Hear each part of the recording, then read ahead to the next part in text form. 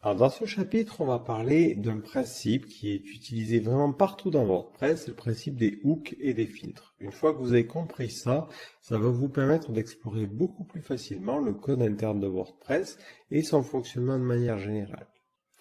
Donc si on regarde par exemple la fonction WP-Add que l'on a utilisée tout à l'heure. À l'intérieur, on le voit, ça fait un doAction WP-Add. De la même manière, si on regarde en haut, on a aussi des mentions Apply Filter. Si on regarde le code de manière générale, on va trouver beaucoup de doAction et de Apply Filter. doAction, Apply Filter. Donc qu'est-ce que c'est que ces trucs-là? C'est tout simplement un système qui va permettre d'étendre WordPress facilement. Donc on va aller dans la partie functions.php. Et on s'imagine que par exemple, on a envie de rajouter quelque chose dans la partie Add. Donc on l'a vu dans la partie thème, ça utilise un doAction et à l'intérieur, on avait WP-Add. Donc ce qu'il est possible de faire, c'est de rajouter des choses à faire lorsque cette action est appelée. Pour cela, on va utiliser une fonction qui s'appelle add_action. Ça prend en premier paramètre le tag. Donc le tag correspond à ce que l'on avait au niveau de l'appel de doAction. Moi ici, ça sera WP-Add. En second paramètre, ça prend une fonction qui sera appelée lorsque cette action sera utilisée. Donc moi, par exemple ici, je vais mettre un die, salut les gens. Ensuite, ça aura en troisième paramètre une priorité.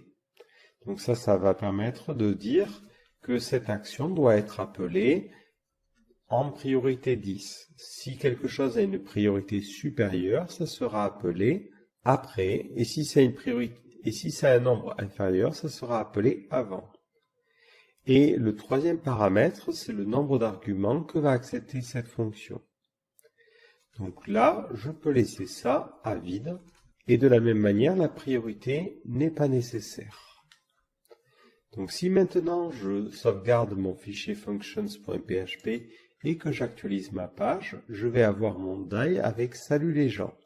Et ce die sera exécuté à chaque fois que le doAction WP-Add sera utilisé. Si je le souhaite, si je veux tester le système de priorité, je peux rajouter une nouvelle action qui s'appellera aussi WP-Add, qui fera au revoir les gens. Par contre, je vais lui donner une priorité de 5. Donc c'est une priorité inférieure. Et si maintenant je réactualise le site, j'ai bien au revoir les gens. Donc avec ce système d'action, on va pouvoir rajouter des comportements à différents niveaux de la configuration de WordPress. Donc si je reviens dans la partie Add Theme Support, on me dit que lorsque je veux attacher ça à un hook, il faut que j'attache ça au hook qui s'appelle After Setup Theme. Donc ce que je peux faire, plutôt que d'appeler ça directement ici un petit peu à l'arrache, c'est utiliser le hook After Setup Theme. Donc ici, je fais un add_action, je rajoute le nom after_setup_theme, et là, j'aurai en second paramètre une fonction.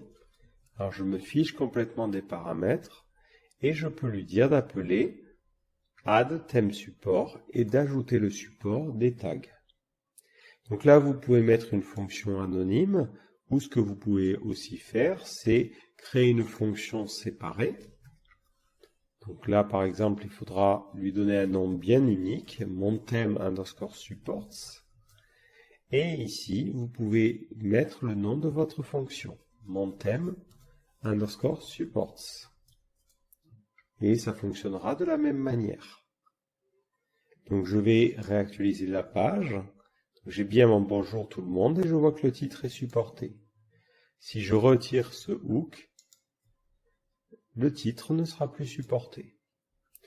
Si vous souhaitez aussi éviter les collisions, ce que vous pouvez aussi faire, c'est déclarer simplement un namespace. Par exemple, je mets le namespace app comme application Et dans ce cas-là, lorsque je réactualiserai la page, j'aurai un petit problème parce que la fonction mon thème support, il ne la trouve pas. Donc il faudra lui donner le nom dans le namespace. C'est la seule différence qu'il y a, mais ça peut fonctionner aussi. Donc l'approche namespace est intéressante parce qu'elle peut permettre d'éviter les conflits. Donc nous, on va garder cette idée-là. J'aime bien avoir la déclaration des fonctions dans un premier temps et toute la partie action plus tard. Donc c'est mieux de séparer de cette manière-là.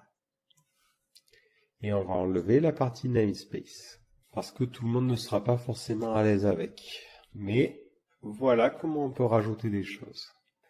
Alors maintenant, imaginons un autre cas, on a envie de rajouter au niveau de notre thème le CSS de Bootstrap.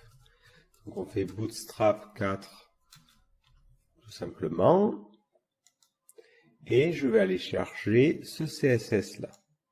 Donc ma première idée serait simplement de prendre ce fichier-là et d'aller dans ma partie Header et de rajouter le CSS. Mais il y a une manière beaucoup mieux de faire les choses en utilisant encore une fois ce système d'action. Donc on va d'abord créer une fonction qui va s'appeler register_assets. Et on va toujours préfixer par mon thème. Ou comme je vous le disais, vous pouvez utiliser un namespace. À l'intérieur, on va utiliser la fonction wp-register_style.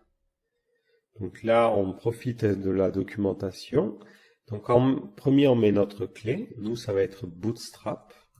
C'est le nom en fait de notre CSS. Ensuite, on précise les sources. Donc là, ça sera le chemin, c'est ce que j'ai copié. Et on aura un tableau de dépendance. Donc ça a une valeur par défaut. Donc on peut le laisser et ne pas le définir. Et après, on a la version et le média. Donc ça peut être intéressant de mettre le média screen si vous voulez charger ce CSS que pour la partie écran. Donc moi, c'est tout ce que je fais. Maintenant, je vais rajouter mon action. Donc je fais un add action. Je prends le nom de cette action qui s'appelle wp-enqueue_script et je lui dis, lorsque cette action est appelée, je veux que tu appelles cette fonction-là, tout simplement. Et je n'oublie pas de mettre un point-virgule. Donc je vais sauvegarder et je vais regarder ma page d'accueil. Donc lorsque je réactualise, je ne vois pas forcément de changement majeur. Donc je vais regarder dans la partie code source et je ne vois aucune trace de mon CSS. Il faut que je fasse un wp-enqueue_style. Donc je vais utiliser cette fonction-là. Et je lui passe en clé le nom. Donc moi, ça sera Bootstrap. Donc je vais réactualiser ma page et maintenant je vais avoir mon CSS qui va bien être chargé. On voit un léger changement de style, mais si j'affiche mon code source, mon Bootstrap est chargé à cet endroit-là.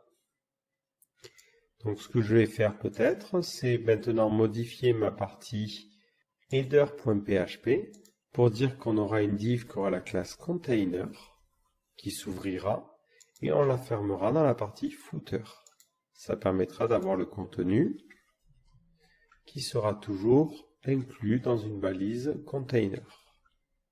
En tout cas, ce sera bien pour notre exemple. Et je n'oublie pas de sauvegarder les fichiers. Et maintenant, notre contenu sera toujours centré. Donc imaginons, on a envie de charger aussi la partie JavaScript de Bootstrap. Donc je vais repartir dans la partie documentation de Bootstrap, que j'ai déjà fermée.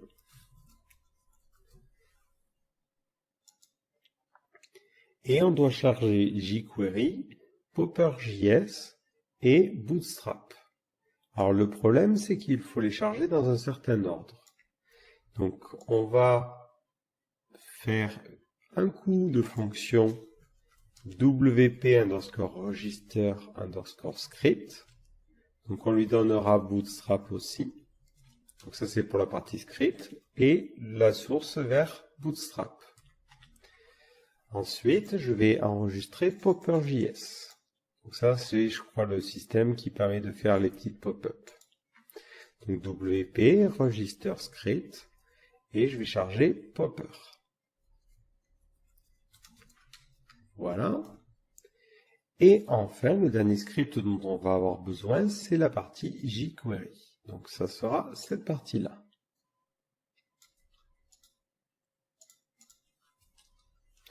Donc c'est WP register script, jQuery, et on mettra cette version-là.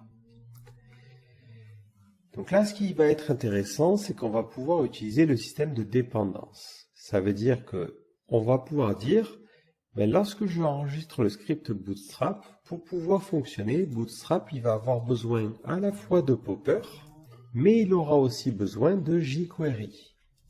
Ce qui est très intéressant avec ce système-là, c'est que maintenant, lorsque je fais un WP _NQ script, je peux lui dire, je veux juste charger Bootstrap. Automatiquement, il va détecter que Bootstrap dépend de Popper et de jQuery, et vu que ça dépend, il va charger ses scripts dans le bon ordre. Donc c'est très intéressant à ce niveau-là. Donc si je regarde mon site, que je recharge la page, et que je regarde la partie code source encore une fois, on va voir qu'on a la partie jQuery qui est chargée au-dessus. Donc ça, c'est quelque chose qui est chargé par WordPress, on le voit. Et ensuite, on a notre Bootstrap. Et juste avant, on a notre Popper. Donc ce qui se passe ici, c'est qu'il ignore complètement le jQuery qu'on a chargé et il essaie de charger le jQuery de WordPress. Parce que WordPress, par défaut, utilise en interne un WP register script et enregistre jQuery. Donc nous, ce que l'on peut faire, c'est lui dire WP _dRegister et je veux ne plus enregistrer jQuery. Comme ça, je vais le remplacer par mon jQuery à moi, qui est une version peut-être différente, et je vais pouvoir l'utiliser. Donc ça, c'est très intéressant parce que maintenant, si j'affiche le code source de ma page, on voit que je n'ai plus le jQuery qui est propre à WordPress, mais j'ai mon propre jQuery, qui est une version d'ailleurs minifiée dans le cadre de Bootstrap, qui permet de charger ça. Alors après, il faudra faire attention parce que si des plugins ont besoin de jQuery normal, ça pourrait poser des problèmes de compatibilité. Donc peut-être avoir ici un jQuery min plutôt qu'un jQuery. Mais dans tous les cas, voilà comment on peut gérer les assets CSS et JavaScript depuis WordPress. On va utiliser le hook WP _NQ scripts et à l'intérieur, on va pouvoir enregistrer des styles et enregistrer des scripts. Si jamais on veut écraser des scripts ou des styles qui sont déjà enregistrés, il faudra penser à les désenregistrer au préalable pour ensuite le remplacer par ce que l'on veut. Une fois que l'on est satisfait, on peut faire un WP _NQ style et WP _NQ script. Automatiquement, le système de dépendance va s'assurer que l'ordre de chargement est bien respecté. Enfin, un dernier petit point, vous pouvez préciser en troisième paramètre un numéro de version. Donc ce numéro sera automatiquement utilisé lorsque votre CSS sera chargé. Donc si je réactualise la page ici, il rajoutera un point d'interrogation version égale 1.2. Donc ça peut être intéressant pour éviter la mise en cache du fichier CSS ou JavaScript. Mais nous, dans notre cas, ce n'est pas utile. Donc je vais maintenant revenir sur ma page d'accueil et on est satisfait, ça fonctionne convenablement. Peut-être un dernier petit point, c'est que vous avez la possibilité de charger les scripts dans la partie footer. Donc on le voit, tous les scripts que l'on a chargés sont dans la partie en tête, ce qui peut poser des problèmes au chargement du site.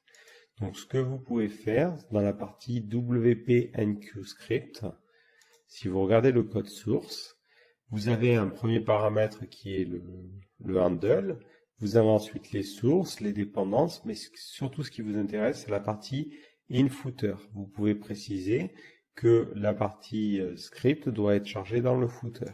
Et vous pouvez aussi le gérer au niveau du WP register script.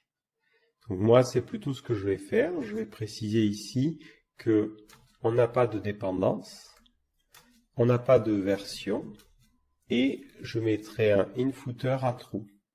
Et je vais faire ça pour l'ensemble des scripts que j'enregistre. Pas de dépendance au niveau de Popper, et ensuite, pas de numéro de version ici, et true, pour préciser qu'on est dans le footer. Et enfin, dernière chose, c'est celui-là, je vais mettre nul, puis false, puis true plutôt. Voilà, comme ça les trois sont à true, et ça permet de mettre les choses dans le footer.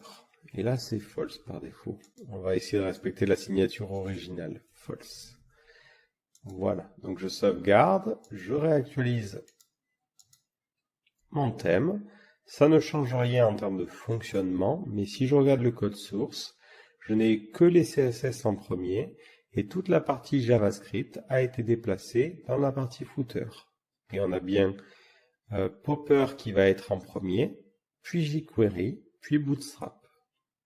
Le reste ici, c'est ce qui permet de gérer la fenêtre, la barre de navigation. Donc ne vous en faites pas, ça ne sera pas affiché sur la version publique du site. Mais là, on a terminé avec cette découverte des hooks.